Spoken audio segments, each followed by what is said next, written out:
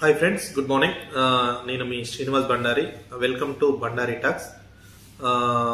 దయచేసి మీ ఈ ఛానల్ను బ్యాంకింగ్ సంబంధించిన వివరాలను తెలియజేయడంలో నేను ఉపయోగించుకుంటున్నాను ఫ్రెండ్స్. దయచేసి మీకు ఇది అందరికీ ఉపయోగపడుతుందని అనుకుంటున్నాను.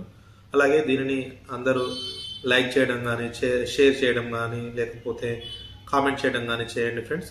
లేదా చాలా వరకు అందరికీ అందుబాటులో ఉండే విధంగా ఈ మెసేజ్ను తీసుకుపోవాలని కోరుకుంటున్నాను.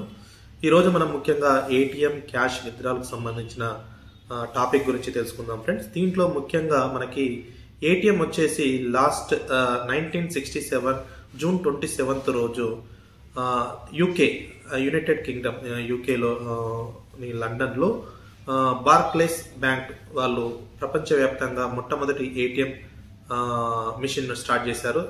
అలాగే దీన్ని మనం ఏటీఎంని ఆటోమేటిక్ టెల్లర్ మిషన్గా పరిగణలోకి తీసుకుందాం ఫ్రెండ్స్. దీంట్లో ఏంటంటే మనము క్యాష్ ఏదైతే మన అకౌంట్లో నుంచి ఉన్న క్యాష్ను ఏటీఎం కార్డు ద్వారా తీసుకోవడానికి వీలుగా ఉంటుంది. అలాగే దీనిని ఇండియాలో వచ్చేసి 1987లో హెచ్ఎస్బిసి బ్యాంక్ వారు ముంబై యందు ప్రారంభించారు ఫ్రెండ్స్. అలాగే దీని తర్వాత నెక్స్ట్ 10 yearsలో దాదాపుగా ఒక 1500 ఏటీఎంస్ దేశవ్యాప్తంగా పెరగడం జరిగింది. దీంట్లో మనం ముఖ్యంగా ఈ రోజు తెలుసుకునే టాపిక్ ఏంటంటే ఏటీఎం క్యాష్ విత్డ్రాల్. దీంట్లో చాలా వరకు ట్రాన్సాక్షన్స్ సక్సెస్ఫుల్ కాకపోవడం వలన కస్టమర్స్కి ఇబ్బంది కలగడం జరుగుతుంటుంది. దీంట్లో ఏ విధంగా సక్సెస్ఫుల్ కాకపోవడం అనేది జరుగుతుందో మనం తెలుసుకుందాం.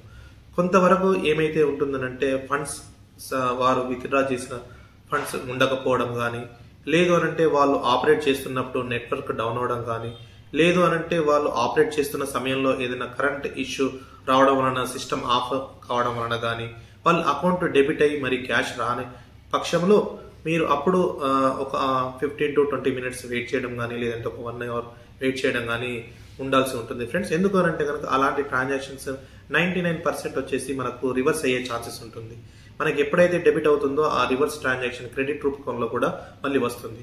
అప్పుడు గనక మనం రాకపోతే గనక మనము దానికి సంబంధించిన బ్యాంక్ ఏదైతే మనం అకౌంట్ నుంచి విత్డ్రా చేస్తున్నామో ఆ అకౌంట్ ఏ బ్యాంకు నందు ఉందో ఆ బ్యాంకు సంబంధించిన కస్టమర్ కేర్కి కానీ, లేదు అంటే ఆ బ్యాంకు ఎందు కానీ, లేదంటే ఆ బ్యాంకులోని ఏదైనా శాఖ ఎందు కానీ మనము కంప్లైంట్ రైజ్ చేయాల్సి ఉంటుంది ఫ్రెండ్స్. చాలా వరకు ఏంటంటే ఎవరైతే క్యాష్ విత్డ్రా చేస్తారో ఆ ఏటీఎంకు సంబంధించిన బ్యాంకులోకి వెళ్ళి కంప్లైంట్స్ ఇస్తుంటారు.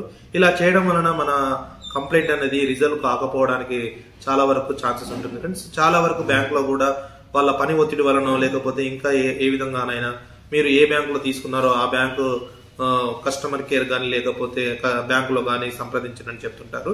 ఇది వాస్తవం కాదు ఫ్రెండ్స్. మీరు ఏదైతే అకౌంట్ ఉంటుందో ఆ అకౌంట్ కు సంబంధించిన బ్యాంకులో మాత్రమే మీరు కంప్లైంట్ ఇవ్వాల్సి ఉంటుంది, లేదా ఆ కస్టమర్ కేర్ కు సంబంధించిన దాంట్లో మాత్రమే మీరు కంప్లైంట్ రైజ్ చేసి దానికి సంబంధించిన ఒక కంప్లైంట్ నెంబర్ను తీసుకోవాల్సి ఉంటుంది. దీంట్లో ఈ విధంగా తీసుకున్న తర్వాత మీకు వితిన్ 7 daysలో గనక మీకు ఫండ్స్ రానట్లయితే గనక దీంట్లో భాగంగా ఆర్బీఐ వచ్చేసి పర్ డే 100 rupees చొప్పున మీకు పెనాల్టీ పే చేయడానికి ఆస్కారం ఉంది ఫ్రెండ్స్. ఆ పెనాల్టీ కాస్త ఎవరైతే బ్యాంక్ వాళ్ళు ఉంటారో ఆ బ్యాంక్, మీ అకౌంట్ ఏదైతే బ్యాంకులో ఉందో ఆ బ్యాంక్ వారు మీకు ప్రొవైడ్ చేస్తారు ఫ్రెండ్స్.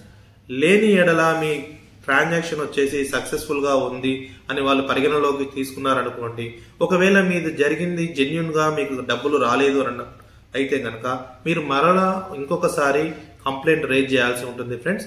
అప్పుడు రైజ్ చేసినప్పుడు వాళ్ళు మరలా రైజ్ చేశారు కదా అని అప్పుడు సంబంధిత బ్యాంక్ వాళ్ళు ఏంటంటే సీసీటీవీ ఫుటేజ్ కు సంబంధించిన బ్యాకప్ ను వెరిఫై చేసేసి మీకు క్యాష్ డిస్పెన్స్ అయిందా లేదా, అప్పుడు ఒకవేళ డిస్పెన్స్ అయితే గనక సక్సెస్ఫుల్ గాను, డిస్పెన్స్ కాకపోతే గనక దాన్ని అన్సక్సెస్ఫుల్ గా పరిగణనలోకి తీసుకుని ఆ రోజు వచ్చిన డిఫరెన్స్ అమౌంట్ ని మీకు క్రెడిట్ గా ఇచ్చే ఛాన్సెస్ ఉంటుంది. అంతేకాకుండా దీనిని మీకు విత్ పెనాల్టీతో గనక పే చేయాల్సి ఉంటుంది ఫ్రెండ్స్. అది కూడా మీరు గమనించుకోగలరు. సంబంధిత శాఖలో గనక మీరు ఏదైతే కంప్లైంట్ ఇస్తారో ఆ కంప్లైంట్ ని మీకు ఎప్పటికప్పుడు వాళ్ళు మీకు అప్డేట్ చేస్తూ ఉంటారు ఫ్రెండ్స్. దీనిని అందరూ గమనించి ఏదైతే బ్యాంక్ మీకు సంబంధించిన బ్యాంక్ ఉందో ఆ బ్యాంక్ నందు మాత్రమే మీరు కంప్లైంట్ చేసుకునే విధంగా చూసుకోండి.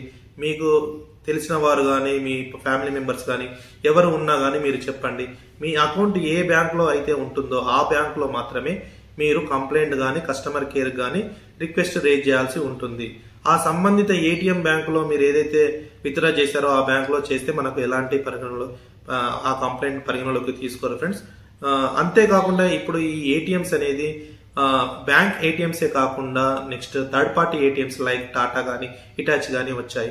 ఇలా వీటిలలో కూడా జరిగినప్పుడు మనం టాటా అనేది బ్యాంక్ ఉండదు, హిటాచి అనేది బ్యాంక్ ఉండదు కాబట్టి మనం అక్కడ వెళ్ళి కంప్లైంట్ చేయడానికి వీలుగా ఉండదు. దీని వలన మనం తెలుసుకోవాల్సింది ఏంటంటే మన బ్యాంక్ అకౌంట్, మనం ఏదైతే బ్యాంక్ అకౌంట్ నుంచి విత్డ్రా చేస్తున్నామో ఆ బ్యాంక్ లోనే మనము కంప్లైంట్ రేజ్ చేయాల్సిన అవసరం ఉంటుంది. దీనికి సంబంధించి దాదాపుగా నేను బ్యాంకింగ్ వ్యవస్థలో ఉండగా నేను చూస్తున్నాను, చాలా మంది కస్టమర్స్ మా బ్యాంకులోకి వచ్చి నేను మీ బ్యాంకులో విత్డ్రా చేశాను, నాకు డబ్బులు డెబిట్ అయ్యాయి, నాకు డబ్బులు రాలేదు అని చెప్తున్న సమయంలో నేను చాలా వరకు చూశాను. అలాగే చాలా మంది కస్టమర్స్ నన్ను అడిగారు దీని గురించి. అందుకే దీని గురించి ఒక వీడియో చేస్తే మీ అందరికీ ఉపయోగంగా ఉంటుందన్న విధంగా నేను ఈ వీడియోని తీసుకోవడం జరిగింది ఫ్రెండ్స్.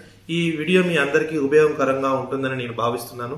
దయచేసి దీనిని అందరికీ షేర్ చేయండి, అలాగే లైక్ చేయండి.